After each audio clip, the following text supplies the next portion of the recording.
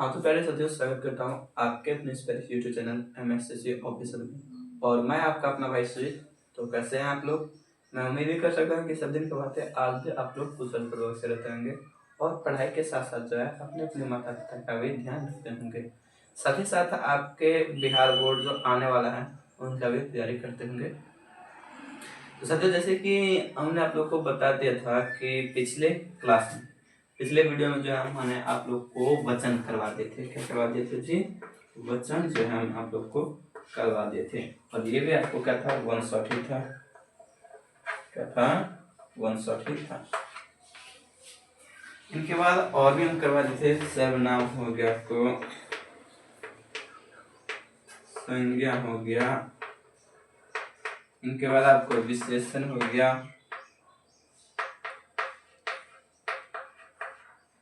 इनके बाद हो गया वर्ण विचार, इनके बाद हो गया आपको शब्द विचार। तो इतना जो है हमने आपको, इतना चीज जो है हम आपको वन शॉट के रूप में जो है क्या, वन शॉट के रूप में जो है दे दिए थे, यानी कि पढ़ा दिए हैं। इतना वचन हम भी पढ़ा दिए, वचन पढ़ा दिए, सर्वनाम पढ़ा दिए हैं, विशेषण पढ़ाए हैं, वर्ण विचार पढ़ाए हैं, संज्ञा और शब्द विचार, ये सब जो है हम आपको बता दिए थे। और अगले वीडियो में जो है अभी जो हम चला रहे हैं,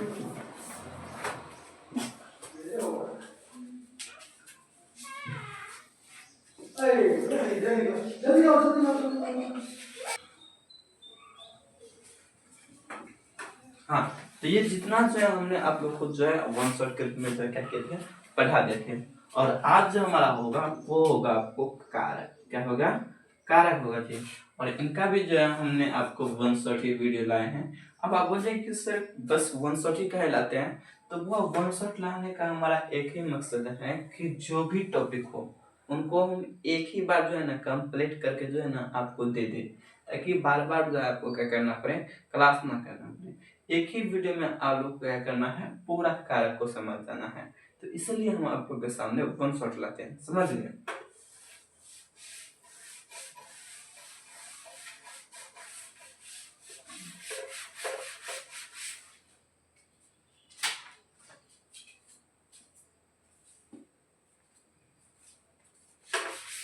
तो ये हमारा क्या है, वन शॉट है, आपको वीडियो वन शॉट है। और वो जो हमारा है वो आपको कारक है। वन शॉट किसका है? कारक का वन शॉट है, समझ गए? ये क्या है आपको? कारक। आइए इनका हम डिफिनेशन समझते हैं कि कारक किसे कहते हैं। क्या बोले हम कि डिफिनेशन समझते हैं कि कारक हम किसको बोलते हैं। देखिए कारक कहते हैं क्या, कारक क्या कहते हैं? व्याकरण में संज्ञा सर्वनाम की वह अवस्था जिसके द्वारा वाक्य में उनका क्रिया के साथ संबंध होता है। क्या कहता है? व्याकरण में, क्या लिखे हैं? व्याकरण में संज्ञा या सर्वनाम, व्याकरण में संज्ञा या सर्वनाम की, क्या लिखे यहाँ पे, की वह अवस्था, वह अवस्था, क्या लिखे हैं? व्याकरण में संज्ञा या सर्वनाम की वह अवस्था, वह अवस्था जिसके द्वारा, क्या लिखे हैं हम, जिसके द्वारा,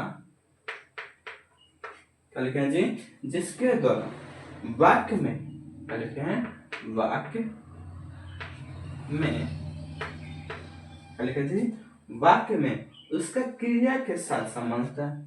वाक्य में उसका क्रिया के साथ संबंध होता है, होता है, तो उससे हम क्या कहते हैं, तो उसे हम कारक कहते हैं, कारक कहते हैं।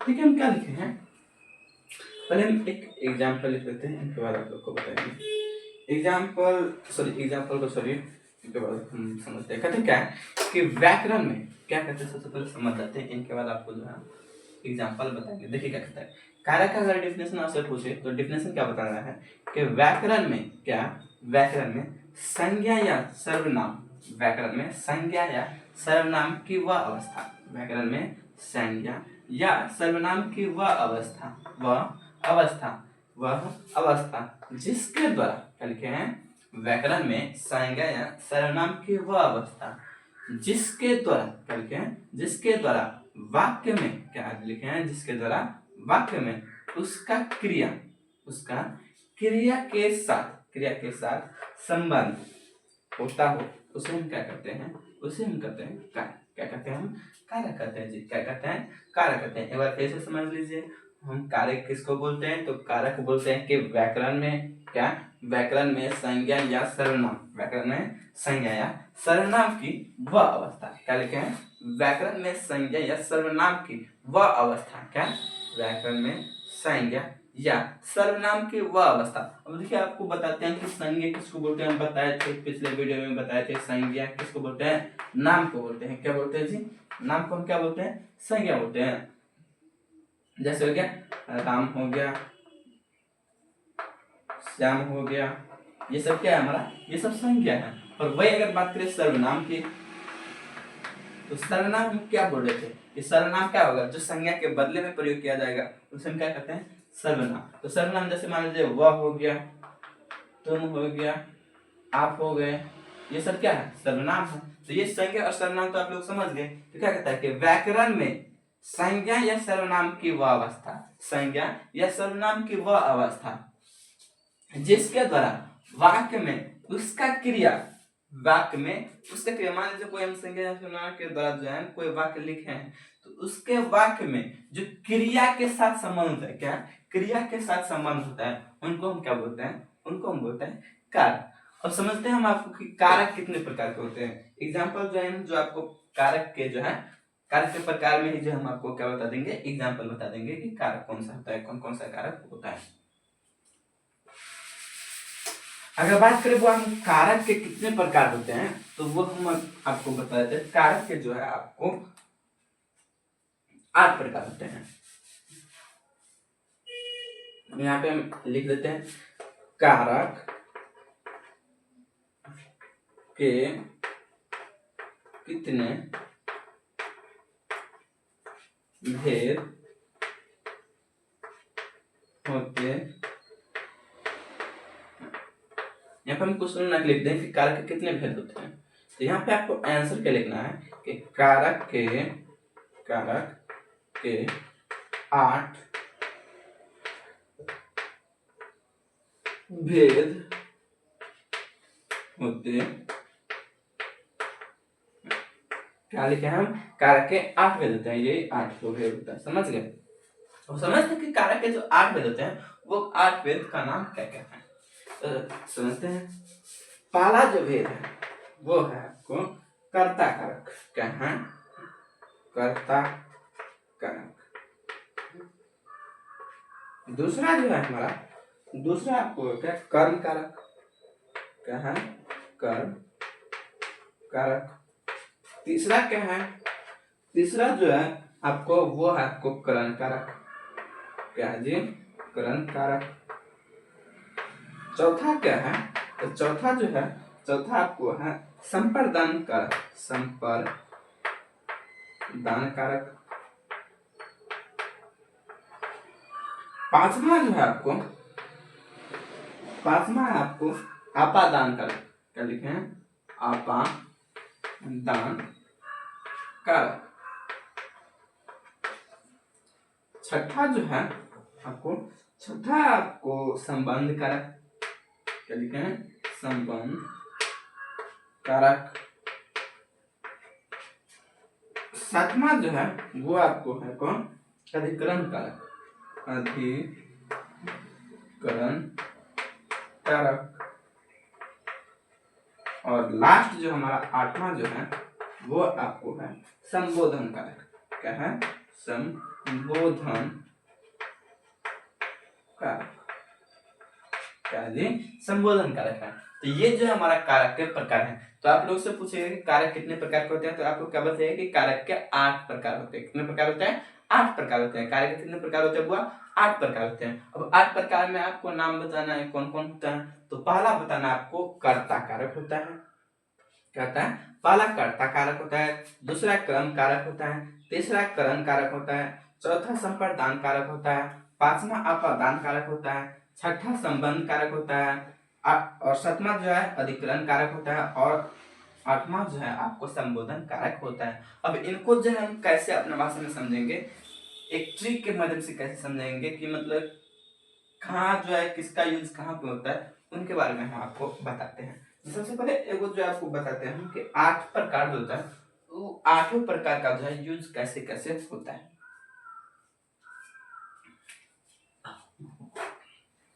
ये आप लोग लिख लीजिएगा।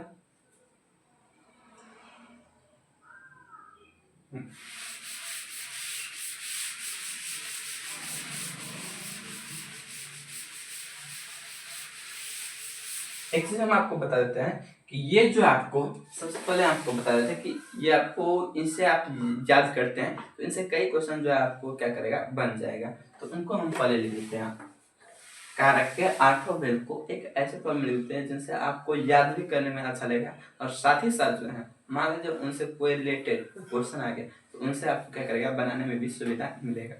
तो देखिए सबसे पहले जो हम लिखते हैं वो होता है आपको कर्ता। कर्ता हुआ। अब कर्ता के साथ ले जाते हैं कर्ता ने क्रम को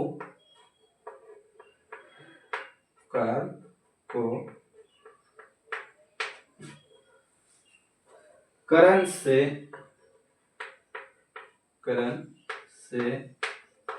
संप्रदान के लिए क्या लिखते हैं, संप्रदान के लिए संप्रदान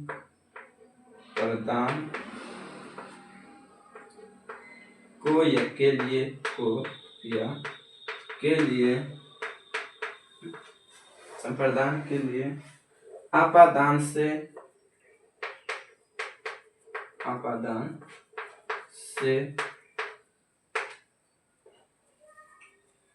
संबंध का के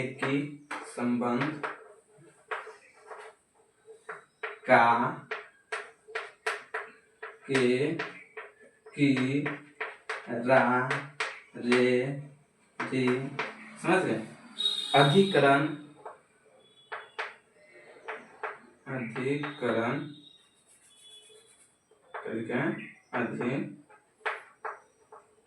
दिखाई दे रहा है ना आप लोग को? अधिकरण आपको होगा में पर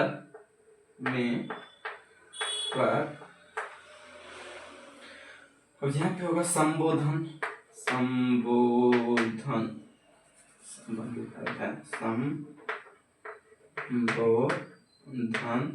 क्या लिखा है? संबोधन अरे हे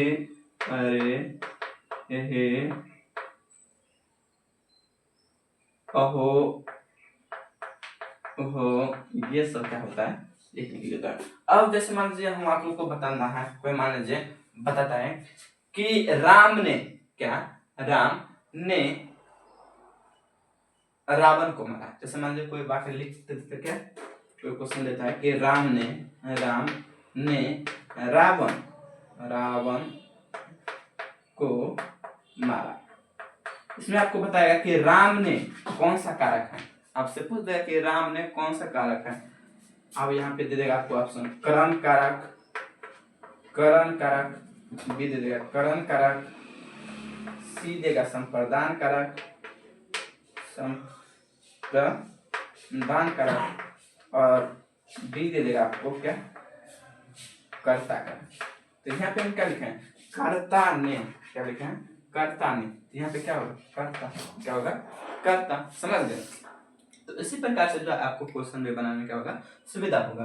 तो हम देखिए लिखे हैं क्या, कर्ता ने क्रम को करण से संप्रदान के लिए अपादान से संबोधन काके की दायरेरी अधिकरण में पर, और संबोधन जो लिखे हैं वो आपको अरे हे अहो हो, ये सब आपको क्या लिखे हैं, लिख दिए हैं। ये आपको कारक के जो है 8 भेद है। जैसे मान लीजिए 1 हो गया, 2 हो गया, 3 हो गया, 4 हो गया, 5 हो गया, 6 हो गया, 7 हो गया, और ये हमारा क्या हो गया 8 हो गया।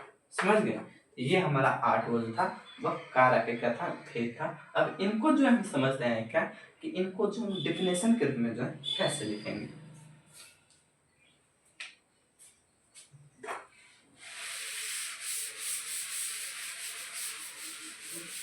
और डेफिनेशन में हम समझेंगे कि इनका एग्जाम्पल में क्या क्या है।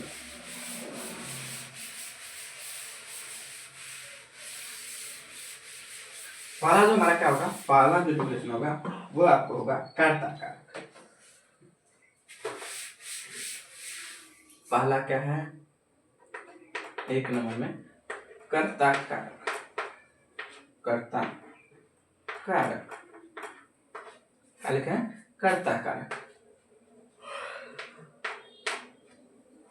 कर्ता कारक कहता है क्या लिखे, सबसे पहले हम आपको बताते हैं कर्ता में क्या लिखे थे, कर्ता ने क्या लिखे थे, कर्ता ने लिखे थे ना कि कर्ता ने। अब देखिए कहता है कि जहां, कहता है जहां वाक्य में ने चिन्ह लगा हो। देखिए यहाँ पे क्या लिखा है कि जहां वाक्य में ने चिन्ह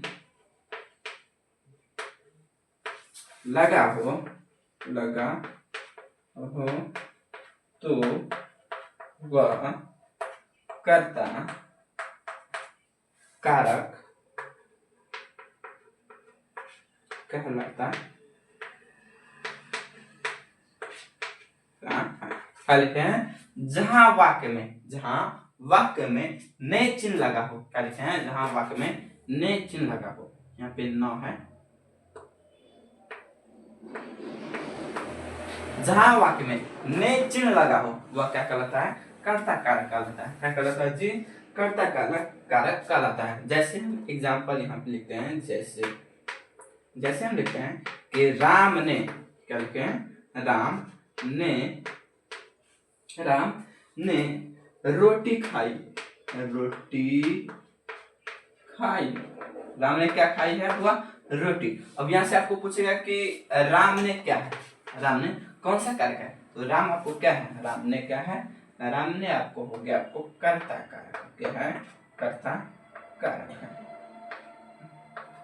क्या है, कर्ता कारक है।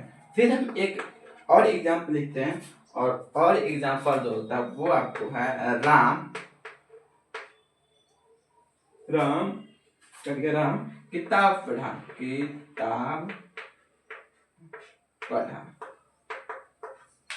तो ये भी हमारा जो है आपको कर्ता कारक होगा, कर्ता कारक ही होगा। अब आप लोग बोले सर इसमें तो नहीं लगा है, तो उनके लिए हम आपको बता दें कि कुछ वर्ड आपको ऐसे मिलेगा। क्या लिखा है यहाँ पे, जो आपको तो बता दे कि जहां वाक्य में ने चिन्ह लगा हो उसे हम क्या कहते हैं, कर्ता कारक कहते हैं। कहते हैं कि नहीं। अब एक नोट आपको लिखा दूं, तो नोट में क्या लिखता है, नोट में कर्ता कारक कहता है, नोट में कि जहां, यहाँ पे जो देखिए क्या लिखे हैं, जहां वाक्य में ने चिन्ह लगा हो, तो यहाँ पे हम लिखते हैं कि कुछ वाक्य में ने चिन्ह प्रत्यक्ष, क्या लिखे हैं, प्रत्यक्ष या अप्रत्यक्ष रूप से ने का चिन्ह, यहाँ पे तो फुल हो गया है, अब कहाँ लिखें, ने का चिन्ह, इनको हम डिलीट कर दे। समझ गए ना। यहाँ पे क्या है, एग्जाम्पल क्या होता है कि जहां वाक्य में ने चिन्ह लगा हो उसे क्या कहते हैं, उसे हम बोलते हैं कर्ता कारक बोलते हैं। और एक नोट हम दिखा रहे थे, वो नोट अभी तक में रहा, तो नोट को जब पुनः आपको दिखा रहे थे।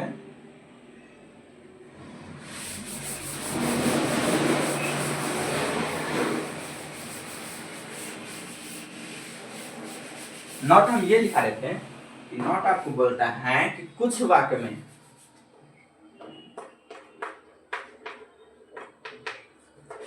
क्या लिखा है कि कुछ वाक्य में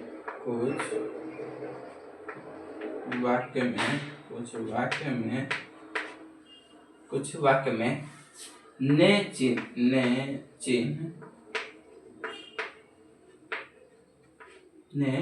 चिन्ह प्रत्यक्ष या अप्रत्यक्ष रूप से लगा भी होगा और नहीं भी लगा होगा, फिर भी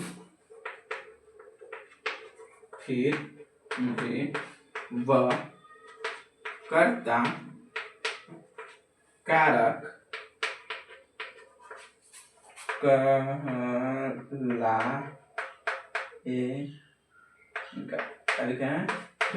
कर्ता कारक कहलाएगा। देखिए क्या लिखा है कि कुछ वाक्य में ने चिन्ह क्या लिखा है, ने चिन्ह प्रत्यक्ष या अप्रत्यक्ष रूप से, कुछ वाक्य में ने चिन्ह प्रत्यक्ष या अप्रत्यक्ष रूप से लगा भी होगा और नहीं भी लगा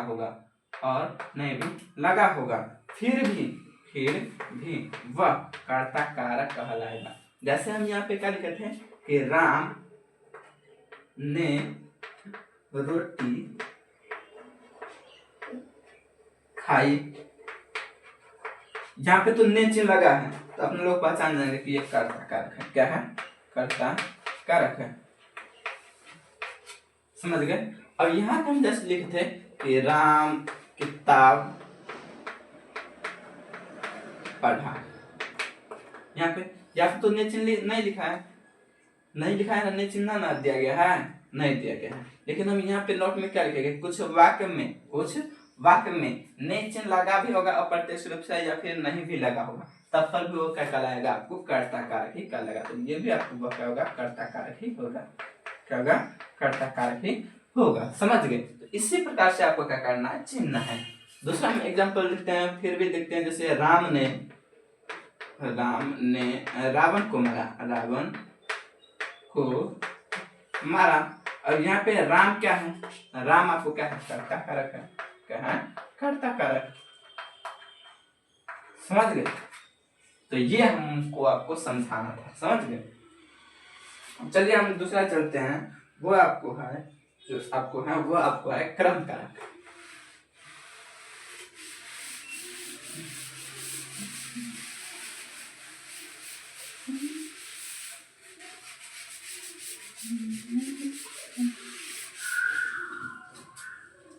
क्रम कारक आता है क्या, देखिए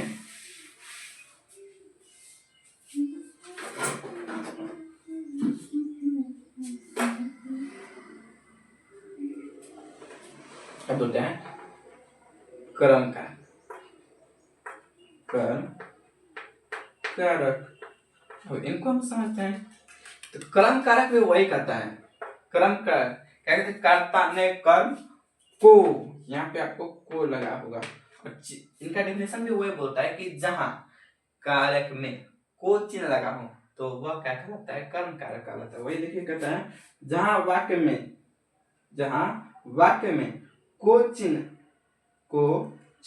प्रत्यक्ष या अप्रत्यक्ष रूप से लगा हो तो वो क्या कहलाता है, क्रम कारक। क्या लिखे हैं, वही बोला है कि जहां सेम लिखना है आपको, जहां वाक्य में को चिन्ह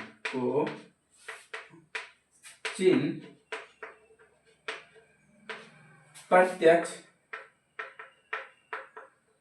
या अप्रत्यक्ष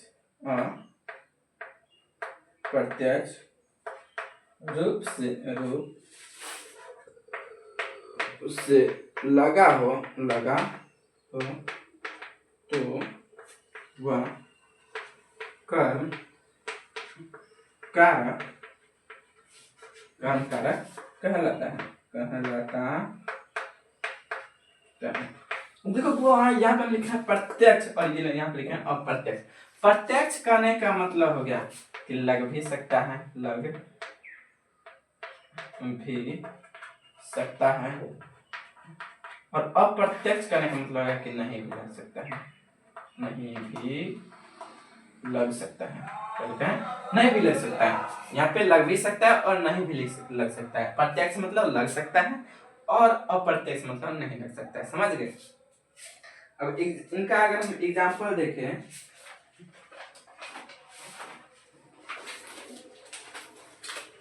इनका हम कुछ एग्जाम्पल देखें। एग्जाम्पल हमारा कहता है, पहला एग्जाम्पल कहता है कि पिता ने बेटे को मारा। क्या लिखें? पिता ने बेटे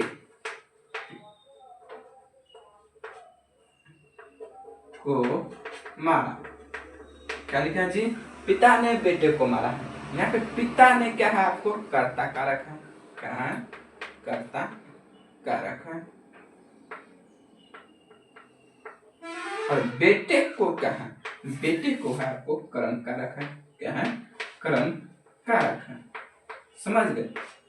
अब क्या लिखे हैं? पिता ने बेटे को मारा है, तो पिता ने क्या है? पिता ने आपको कर्ता कारक है। अब बेटे ने क्या है? बेटे को क्या है? बेटे को है आपको कर्म कारक, समझ गए। फिर हम लिखते हैं कि एक पिता जो है सेम, पिता ने बेटे को दौड़ाया। अब देखिए यहाँ पे पिता ने, फिर वही कर्ता कारक होगा। क्या? कर्ता कारक होगा। और बेटे को क्या होगा? आपको कर्म कारक होगा। क्या होगा? कर्म कारक होगा, समझ गए। तो ये हमारा हो गया था एग्जाम्पल। अब कुछ आपको जो है अपवाद में मिलेगा कि वो तो आपको देखने में मिलेगा कि इसमें जो है को ना लगा तो ये आपको कर्म कारक ना होगा, लेकिन एक्चुअली में वो भी आपको क्या होगा? कर्म कारक ही होगा। तो उस अपवाद को हम क्या करते हैं? आपके सामने में लिख देते हैं। देखिए यहाँ पे हम लिखते हैं अपवाद।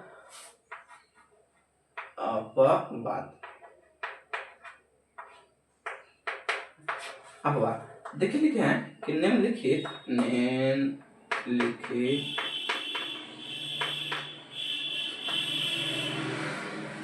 क्या लिखे हैं? निम्नलिखित शब्दों में से,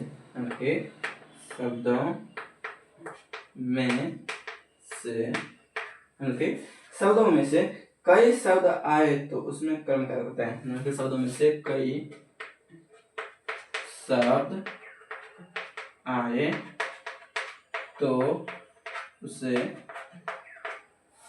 कर्म कारक कहते हैं। अब जैसे देखिए इसमें से जो है ना कुछ शब्द ऐसे आएंगे जो आपको देखने में लगेगा कि ना ये कर्म कारक नहीं है, लेकिन वो भी आपको क्या होगा? कर्म कारक ही होगा। तो उस शब्द का नाम हम आपको सामने में लिख देते हैं। पहला देखिए, जैसे मान लीजिए दूध हो गया, दूध को हो गया दुहना। क्या है? दुहना हो गया। दूसरा जांच। क्या? जांच का होता है आपको मानना। इनके बाद पक हो गया आपको पकाना।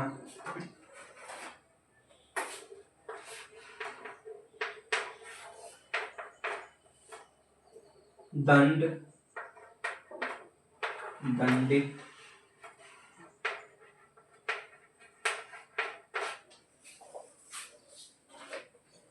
दंडित करना या फिर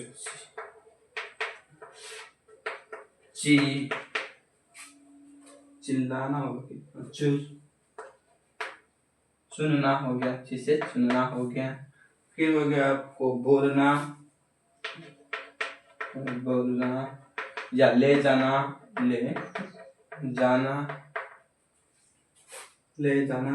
चुराना, सुराना, कोसना करके चुराना, चुराना, सुलाना, चुराना, सुराना, कोसना, करके कोसना। इनके बाद आपको होगा पुकारना, जमाना, पुकारना, जमाना, जमाना आदि। ये सब आपको पता होगा कि ये जितना भी हम शब्द लिखे हैं, जितना भी शब्द लिखे हैं, अगर आपको देखने को मिल जाए तो उनके आपको क्या करना है, आंख मूंद के क्या करना है, क्रम कारक पे लगा देना। क्या करना है, क्रम कारक पे लगा देना। अब जैसे हम मान लीजिए यहाँ पे एग्जाम्पल लिखते हैं, ये सब आप लोग देख लीजिए और नोट कर लीजिए। पहले लिखे हैं दूध, जांच, पक, दंड, ची, बोलना, चुराना, पुकारना, चुनना, ले जाना, सुलाना, सुलाना, कोसना, जमाना, फिर दूहना, मांगना, पकाना, दंडित करना। ये जितना भी शब्द हम आपको सामने में लिखे हैं वो शब्द आपको क्या कहलाएगा, वो आपको क्रम कारक कहलाएगा। क्या कहलाएगा, क्रम कारक कहलाएगा। जैसे देखिए मैं यहाँ पे एग्जाम्पल लिख देते हैं।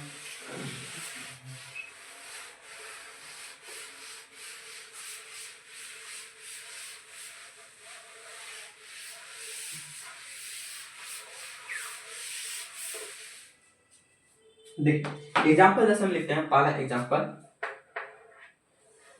लिखते हैं कि वह गाय से दूध दूहता है। क्या लिखे हैं, वह गाय से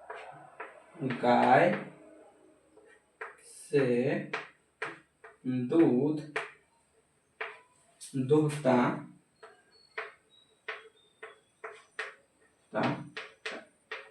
क्या लिखे हैं, वह गाय से दूध दूहता है। देखिए वह गाय से दूध, क्या बोले थे आपको, दूध। अगर ये शब्द मिलेगा आपको तो क्या बोलना है, ये आपको क्या है, क्रम कारक है। तो ये आपको क्या कहलाएगा, वो आपको कहलाएगा क्रम कारक। समझ गए। अब और एक एग्जांपल देखते हैं। एग्जांपल नंबर दूसरा हमारा क्या कहता है, दूसरा कहता है माँ रसोई में खाना पकाती है। माँ रसोई में खाना पकाती, यहाँ पे हम लिखे थे पकाती आएगा, तो क्या होगा, क्रम कारक होगा। क्या होगा, क्रम कारक होगा। क्या होगा, क्रम कारक होगा। फिर हम लिखते हैं तीसरा एग्जांपल करता है कि वह पौधे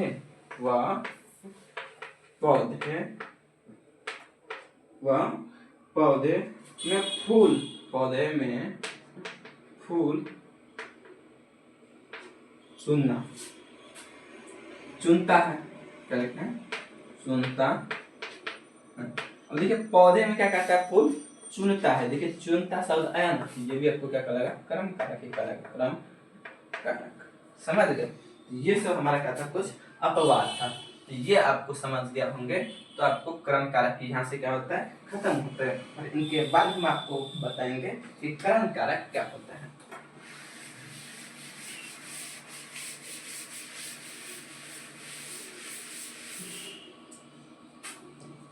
अब देखिए पहला हम आपको क्या बता दिए, पहला आपको हम जो है कर्ता कारक बता देते हैं, कर्ता कारक का डेफिनेशन भी बता दिए और इनके बाद जो है उनका एग्जांपल भी बता दिए। अब जो है हम आपको क्रम कारक जो है क्रम कारक भी बता दिए, उनका डेफिनेशन भी बता दिया और उसमें जो कुछ अपवाद था वो भी हम आपके सामने में लिखा दिए। अब जो है हम आपको करण कारक पे आते हैं और करण कारक आपको पढ़ाते हैं। देखिए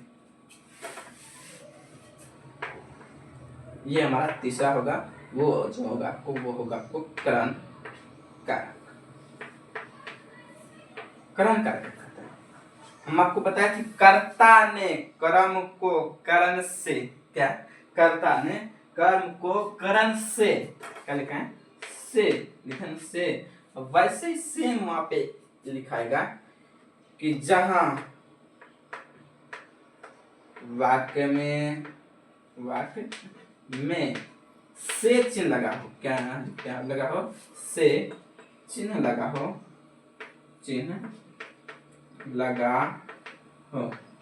तो क्या कहलाता है भाई, करण कारक कहलाता है। करण कारक कहलाता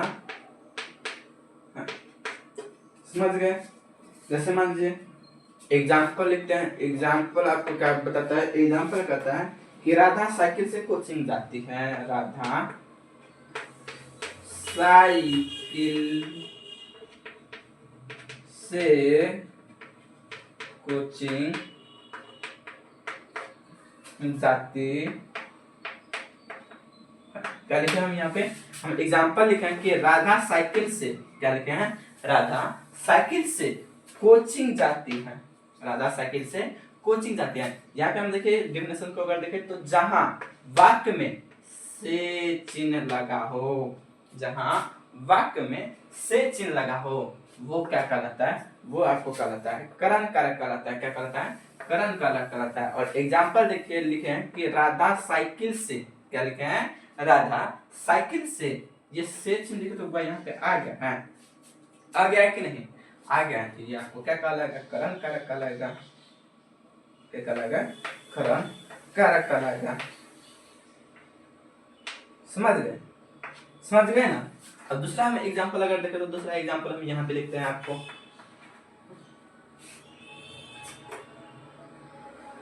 वह कलम से पत्र लिखती। क्या लिखे हैं? वह पत्र से कलम लिखती है। क्या लिखे हैं? वह कलम से पत्र लिखती है। क्या लिखा है? वह कलम से क्या लिखती है? पत्र। और हम आपको बताए थे कि जहाँ पे से आएगा वो आपको करण कारक कहलाएगा। यहाँ पे से आया तो ये आपको क्या कहलाएगा? करण कारक कहलाएगा जी, करण कारक कहलाएगा। समझ गए? और अगर एग्जाम्पल देखें तो एग्जाम्पल नंबर 3 हो जाएगा आपको कि वह कुल्हाड़ी से वृक्ष काटती है। वह कुल्हाड़ी से वृक्ष काटती। वह किससे काटती है? तो कुल्हाड़ी से वृक्ष काटती है। किससे वृक्ष काटती है? कुल्हाड़ी से। यहाँ पे पूरा से लग गया है तो क्या होगा? आपको पता ही होगा, करण कारक होगा। करण कारक होगा। क्या होगा? करण कारक होगा। तो ये था हमारा आपको करण कारक का क्या था? एग्जाम्पल था। समझ गए? अब जो है हमारा जो है आपको चौथा नंबर होगा वो आपको होगा संप्रदान कारक। क्या होगा? संप्रदान कारक होगा। और उनको भी हम समझते हैं अच्छा से।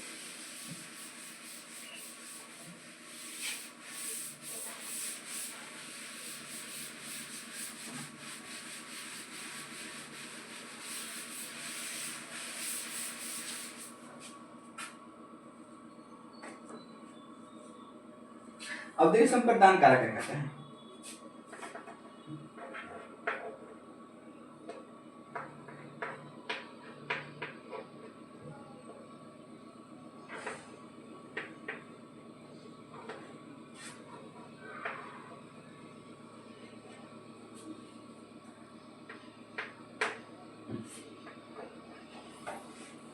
क्या लिखे हैं? संप्रदान कारक किसे कहते हैं? संप्रदान क्या करता है? कर्ता ने कर्म को कर्ण से संप्रदान के लिए, संप्रदान के लिए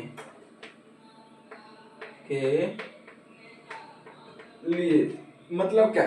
जहां पे जो है इस वाक्य में कर्ता के किसी वाक्य में के लिए अगर लगा हो तो वो आपको क्या कहलाता है? संप्रदान कारक कहलाता है। क्या कहलाता है जी? संप्रदान कारक कहलाता है। जैसे हम एग्जाम्पल लिखते हैं, आपको डिफिनेशन हमने लिखा था। डिफिनेशन में आपको क्या करना मालूम है? सेम जहां पे हम लिखे थे कि जहां वाक्य में प्रत्यक्ष या अप्रत्यक्ष रूप से, प्रत्यक्ष या अप्रत्यक्ष रूप से, वहां पे हम लगाए थे से। जहां पे आपको लगाना है कि के लिए लगा हो तो वो आपको कहलाता है संप्रदान कारक। क्या कहलाता है? संप्रदान कारक कहलाता है। ठीक, हम कर्म कारक में भी वो बताते हैं कि जहां वाक्य में को चिन्ह लगा हो तो वो क्या कहलाता है? कर्म कारक कहलाता है। कर्ता में भी वही लिखाए थे तो आपको संप्रदान में भी वही लिखाना है कि जहां वाक्य में प्रत्यक्ष या अप्रत्यक्ष रूप से के लिए लगा हो तो वो कहलाता है आपको संप्रदान कारक। समझ गए? सेम भाषा को हम कितना बार लिखते हैं। जैसे देखिए बोलता है कि पिताजी सब्जी खरीदने के लिए बाजार गए। एग्जाम्पल हमारा पहला हमारा क्या कहता है कि पिताजी सब्जी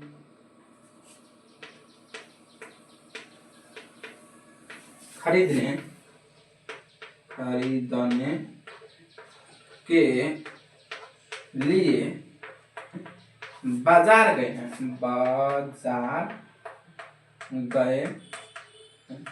यहाँ पे हम क्या लिखे हैं? पिताजी सब्जी खरीदने के लिए बाजार गए हैं। सब्जी खरीदने के लिए, यहाँ पे देखिए के लिए आ गया है, तो ये हमारा क्या कहलाता है? संप्रदान कारक कहलाएगा। संप्रदान कारक कहलाएगा। क्या कहलाएगा? संप्रदान कारक कहलाएगा। क्या कहलाएगा? वो संप्रदान कारक कहलाएगा। फिर अगर दूसरा क्वेश्चन देखें, दूसरा एग्जाम्पल देखें, तो एग्जाम्पल नंबर दूसरा कहता है कि सुधा मुझसे मिलने के लिए आए। सुधा मुझसे मिलने के लिए आए। क्या लिखे हैं? सुधा मुझसे मिलने के लिए आई। क्या लिखे हुआ? सुधा मुझसे मिलने के लिए क्या होगा? संप्रदान कारक होगा। संप्रदान कारक। बस आपको क्या करना है? चिन्ह खोजना है और आराम से क्या करना है? लगा देना है टिक कीजिए कौन सा कारक होगा। समझ गए? तो ये हमारा आपको संप्रदान कारक भी हो गया। समापन। कुछ अपवाद में आपको बता दें कि अपवाद में आपको से अलग होने के अर्थ में, हाँ, जैसे समझ लीजिए ये तो आपको हो गया था, यहाँ पे आपको के लिए लगा होगा, यहाँ पे आपको के लिए तो लगा होगा। मान लीजिए आपको के लिए लगा हो, लेकिन उनसे अगर अलग हो, क्या होता है? अलग हो, तो उस स्थिति में हम क्या बोलेंगे? उस स्थिति में भी जो होगा हमारा आपको संप्रदान कारक ही होगा। नोट में हम लिख देते हैं क्या? अपवाद में, अपवाद में क्या होगा कि क्या होता है कि जहां क्या लिखे हैं कि जहां, यहाँ पे करते हैं से, अगर मान लीजिए से कोई वस्तु है चाहे व्यक्ति है अलग हो, क्या होता है? अलग हो, तब उस स्थिति में हम क्या लगाएंगे? उस स्थिति में क्या लगाएंगे? जैसे हम मान लीजिए एग्जाम्पल लिखते हैं कि गांव से पढ़ने आया। क्या लिखे हैं? कि गांव से पढ़ने आए। इस स्थिति में जो हम क्या लगाएंगे? इस स्थिति में क्या लगाएंगे? तो यहाँ पे देखिए हमारा से भी है। हाँ, से वे आपको बताए थे कि जहाँ पे से होगा वहां पे क्या होगा? करण कारक होगा। कि बताए थे करण कारक होगा। लेकिन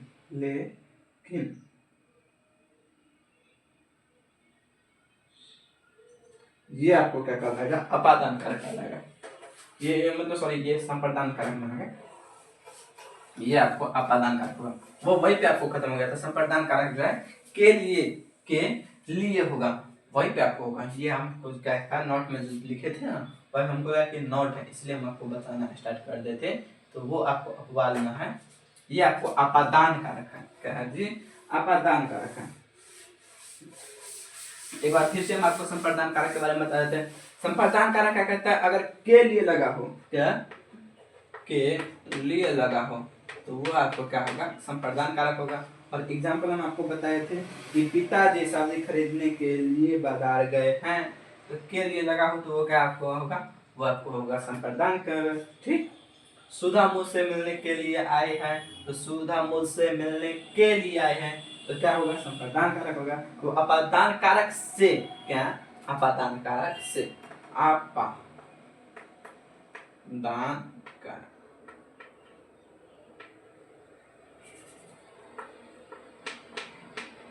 अपादान कारक क्या कहता है जी? अपादान कारक होता है अगर से लगा हो, अलग होने की परिस्थिति में हो, अलग होने की परिस्थिति में,